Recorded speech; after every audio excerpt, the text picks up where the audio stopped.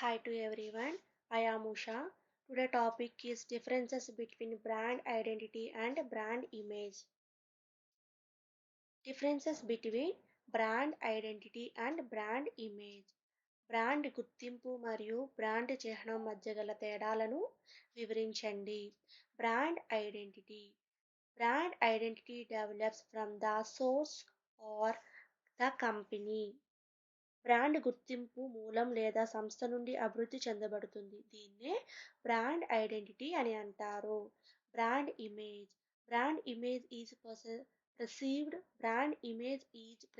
By the receive or the consumer. Brand చిహ్నం receiver లేదా వినియోగదారుచే గ్రహించబడుతుంది. Brand message is tied together in terms of brand identity. Brand గుర్తింపు పరంగా brand సందేశం కలిగి ఉంటుంది. Brand message is unveiled by the consumer in the form of brand image. Brand సందేశాన్ని వినియోగదారుడు బ్రాండ్ ఇమేజ్ రూపంలో తెలియపరుస్తాడు. The general meaning of brand identity is who you really are. Brand గుర్తింపు యొక్క సాధారణ అర్థం ఏమిటి అంటే మీరు నిజంగా ఎవరు అని అర్థం చూపుతుంది.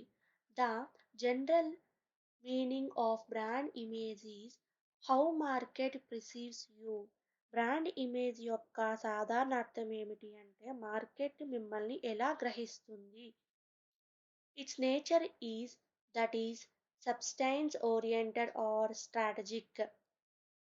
దీని స్వభావం ఏమిటి అంటే ఇది ఒక పదార్థ ఆధారితమైనదిగాను లేదా ఊహాత్మకమైనదిగా చూపుతుంది. Its nature is that is appearance oriented or practical. ఇది స్వభావం ఏమిటి అంటే ఇది ప్రదర్శన ఆధారితమైనది లేదా ఊహాత్మకమైనది.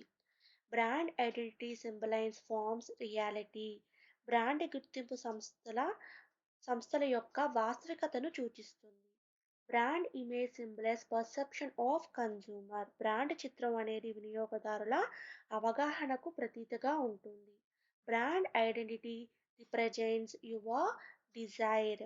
బ్రాండ్ గుర్తింపు అన్నది మీ కోరిక ఏమిటో అనేది సూచిస్తుంది. Brand image represents otherwise. Brand చిత్రం అనేది ఇతరుల వీక్షణ గురించి సూచిస్తుంది. It is enduring. ఇది శాశ్వతమైనది. It is superficial.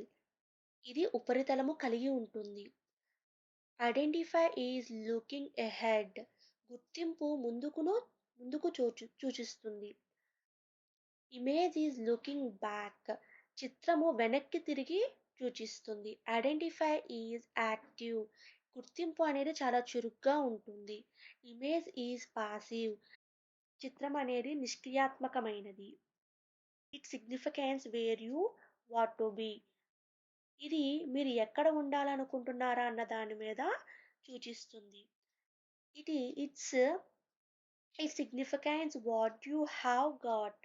ఇది మీకు లభించిన దాన్ని సూచిస్తుంది. It is total promise that A company makes to consumer. ఇది ఒక సంస్థ యొక్క వినియోగదారులకు ఇచ్చే మొత్తం వాగ్దానాన్ని గురించి సూచిస్తుంది. It is a total consumer perception about the brand. ఇది బ్రాండ్ గురించి మొత్తం వినియోగదారులకు అవగాహన గురించి సూచిస్తుంది. మీకు ఇక్కడితో సెకండ్ యూనిట్ కంప్లీట్ అయింది. మీకు 5 మార్క్స్ క్వశ్చన్స్ అలాగే 10 మార్క్స్ క్వశ్చన్స్ ఇవ్వడం జరిగింది. అందులో 10 మార్క్స్ క్వశ్చన్స్లో first question, what do you mean by brand revitalization. Brand పునరుద్ధరణ గురించి వివరించండి. Explain the elements of brand equity. Brand equity యొక్క అంశాల గురించి వివరించండి.